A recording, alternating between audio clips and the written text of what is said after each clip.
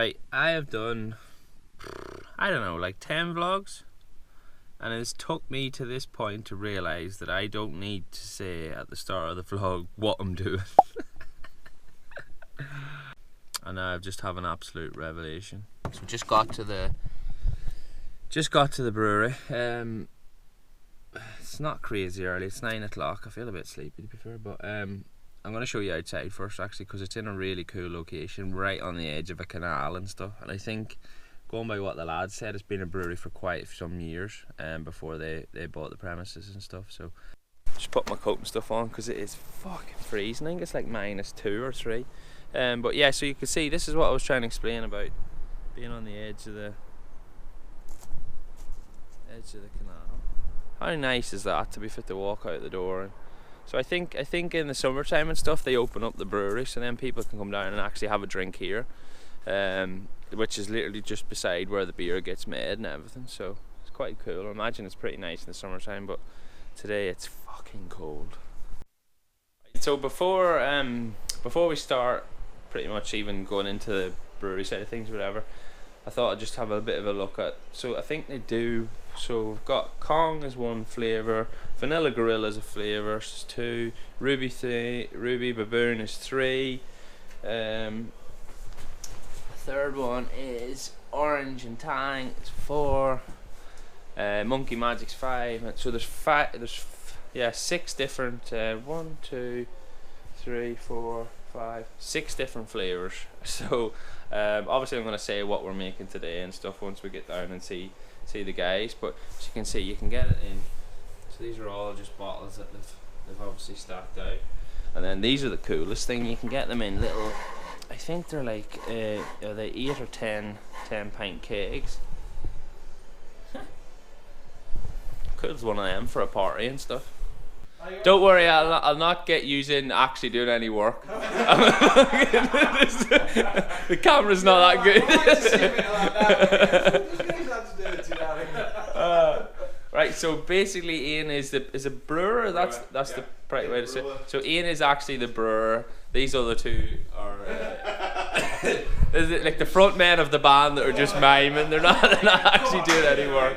But Ian's going to explain pretty much brewing vessels. So we've got the hot liquor tank. Right, so yeah, I'll let you turn it around. So yeah, this is Ian obviously, and obviously you can see like a row of tanks, and this is the first one. Yep. So this is the hot liquor tank, yeah, where it's basically water out the mains, and we heat it up to a certain temperature that's right for mashing the grain in. So that's at about 75 degrees at the moment. So that's just basically like a big kettle. Just yeah.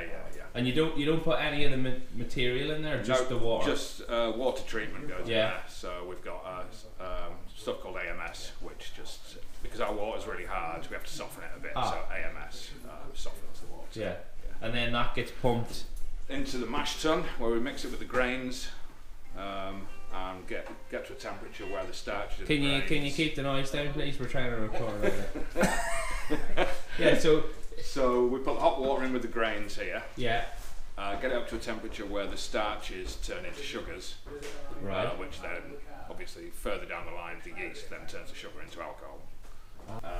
So in there, we boil it, and that sterilises it. It drives off some of the nasty flavour compounds you get from grain, and sends them up the flue. And you buy the grain off the sea. Is there different types of grain, or loads of different types of grain. So will that affect the flavour of the beer? Yes, yeah, it affects the flavour and it affects the colour. So you get your really high roasted grains, which are black, and they make your dark beers, and then your base malt is just a form of sugar essentially, but it does have flavour to it as well.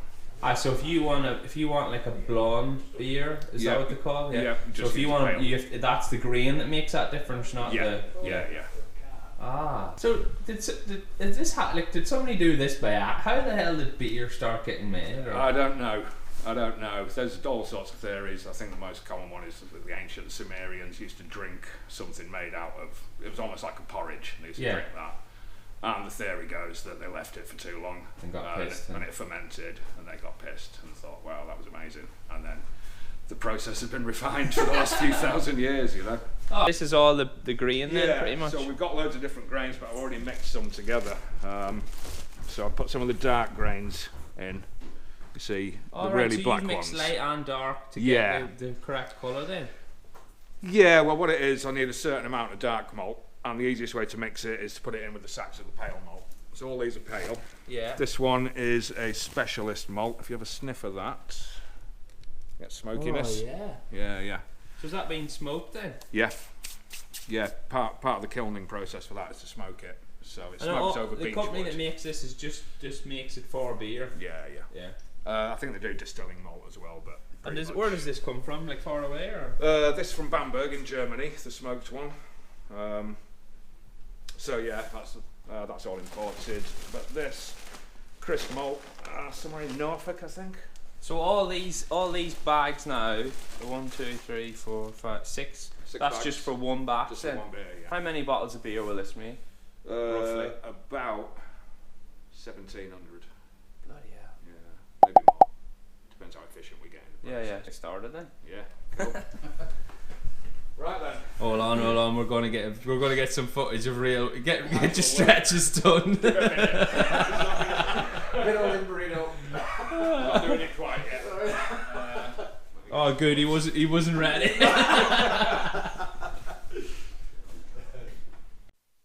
Just a big tank. Yeah. With a filter in the bottom. Yeah. So when that strain, does that just strain out the bottom then, or do you have to pump it then? Yeah. Oh, right. Strains out through the bottom. Through. Connects up. Yeah. And yeah. So we start off just putting liquor in the bottom. That's the hot water just come out of this. Yeah. First time. Yeah. Special effects we've got going on with steam.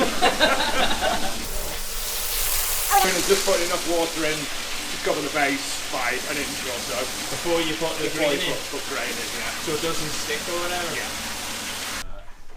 So I need to put a certain amount of liquor into it to balance out the amount of grain. So, Alright, so this is your this is obviously the water level on the inside of the tank, so you can see.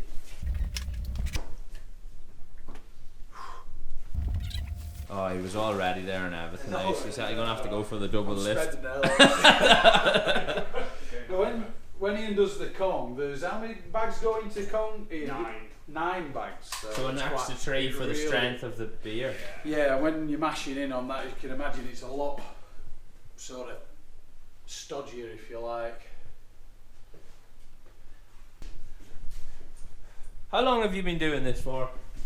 I've been home brewing for about 12 years. Yeah. And then doing it for 6 years. Yeah. 6 years next week, yeah. Oh. So. Should have brought you a birthday little present. cake or something. Yeah. Alright, Ian? Does it matter which grain you put in first then? No?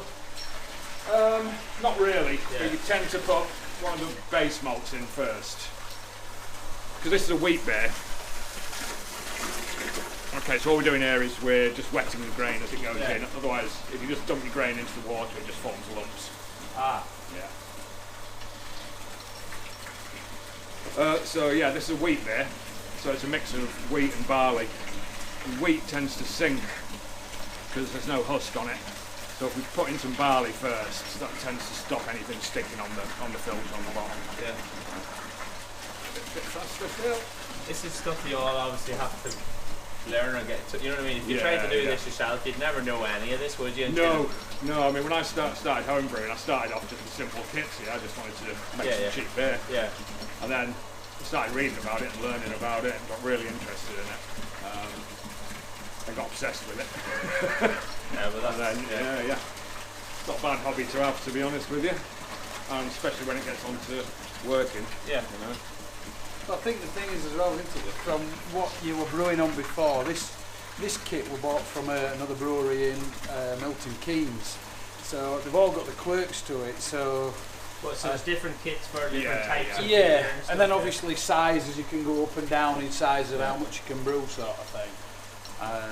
So yeah, this is a really different kit from the one I was using at my last job. Ah, so you have to learn to what, I think what I've seen as well in time that we've known Ian is a lot of brewers such as Ian, this sort of kit is sort of I think I'm right when I say this is a lot more, because it's more hands-on. Yeah. It's sort of, that's proper brewing sort of for thing. an enthusiast, Rather than, rather than pushing just a going button and coming out the other end sort of thing. In your really big breweries, all this can be automated. Yeah. We'd have like a massive silo full of grain, and you just tell it what beer you're I brewing, feel press like the this buttons.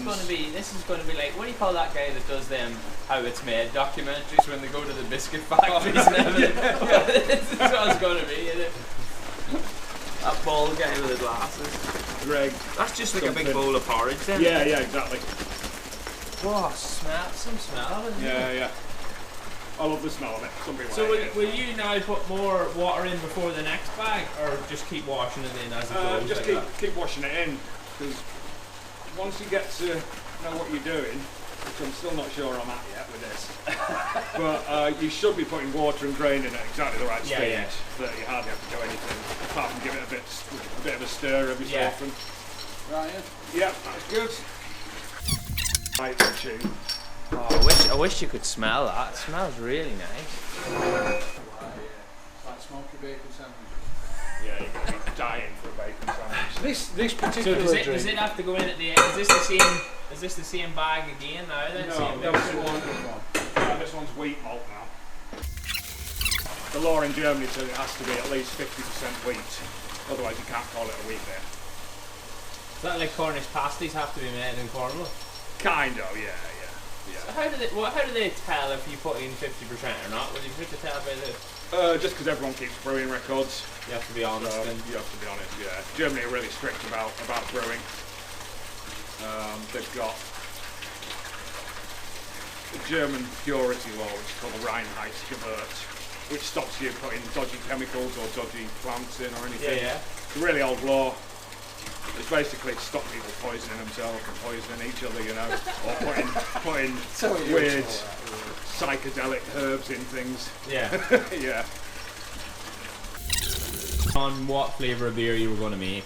Well, a lot of it was, I mean, you've been doing this before, Ian, this particular drink, Yeah. right? So we'd had some drinks of what Ian had done before, and we wanted to keep them a lot different from what, you know, other people are doing or mainstream stuff, particularly this German wheat beer. Not a lot of people, I mean, this Monkey Magic particularly is, some might say it's a bit like Marmite, you either love it or hate it, but it's so distinctive. If you like a wheat beer, you're going to like it. We've got people coming and buying boxes and boxes of it, you know, but then other people, oh yeah, it's not for me, sort of thing. Yeah. Market It's a ones big like market, it, really like it, and then Yeah. There's probably only... And the pump clip and the badge on the bottle is probably the best one as well, so that helps. I wish this is obviously the bacon, or not the bacon. It smells like bacon. The smoked wheat that they're putting in now. Oh my god, it smells so good. Like probably better than Tato smoky and bacon crisps. Right, so we're going to start running off the liquid from the mash tun through the underback into the copper. So this is the tank that we've just filled up. Yeah, that's the With mash the tun with the grain grain and- and the hot liquor. Not an alcohol yet then? Not alcohol yet, no. No, has to go into this and then. Let's go into this, and then it still isn't alcohol. And it goes into the fermenter, and then we put the yeast in, and the yeast is what turns it into alcohol then. Ah, Yeah. okay, so this is going to The come yeast out, does all the magic. Okay, so this is called a Valentine arm, which is just a way of getting it out. balancing your flow, Two flow switches that govern this pump, which have to remember to turn on. This is a refractometer, which measures how much sugar's in your liquid. Okay, so if you have a look through it. There's no way sure I'm you going to can get see that. No. No. It's all right. Right. So what? Where that line So is it's on like the scale. 22 and a half, or what is it? What does that mean then? 22 and a half, or like that's the amount percentage Yeah, percentage of sugar that's in it. you're looking for. Then is this right now, or do you need to do anything to change it? No, that's great. Absolutely great. Yeah. It's perfect for the first words. Yeah. Drink this all the time, you go diabetic. It's got so much sugar in it. Oh, she's dark. Yeah, because it's really strong. And there's still some little bits in it then, There so are, will that. yeah.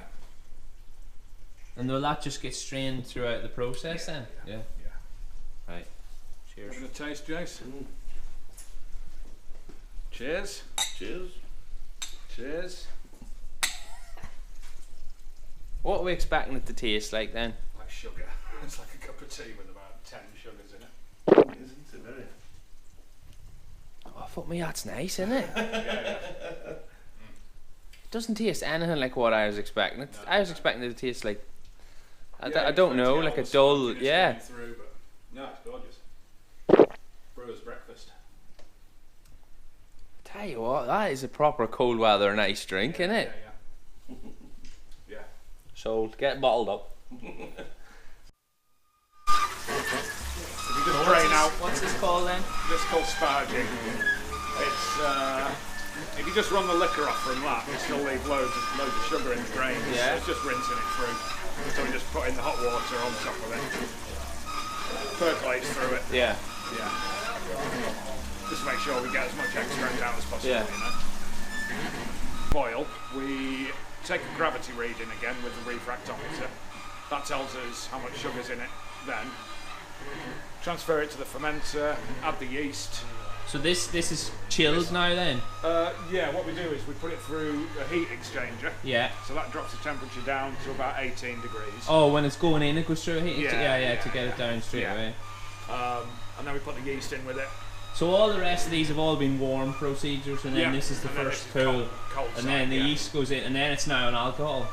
Yeah, when the yeast finishes its work, it turns into alcohol. Yeah. And how long will it be in this for? Well, it ferments for about 3 or 4 days, and then we leave it for another couple of days just to finish off.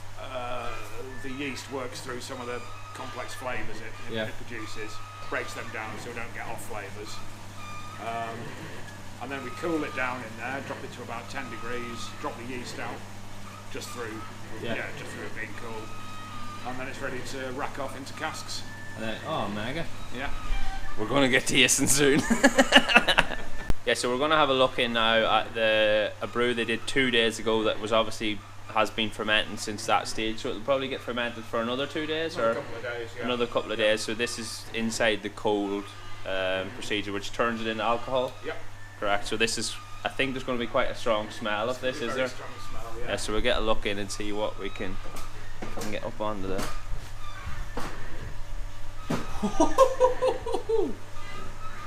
Okay, so that powerful smell, that's carbon dioxide.